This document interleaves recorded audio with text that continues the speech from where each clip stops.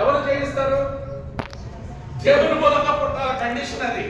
దేవుని మూలంగా పుట్టాలంటే ఏమండి?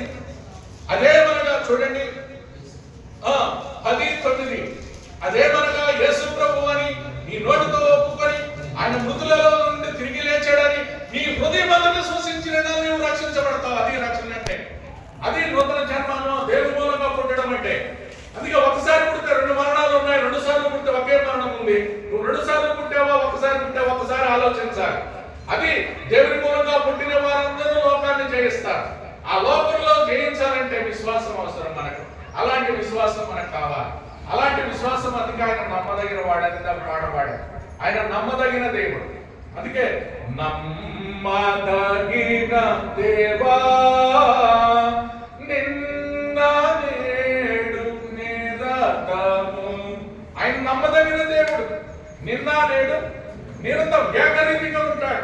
మనం మారిపోతాం, ఆయన మారడండి. యేసు ప్రభువు వారు ఎన్నడూ మారని దేవుడు. నిన్న నేడు ఏకరీతిగా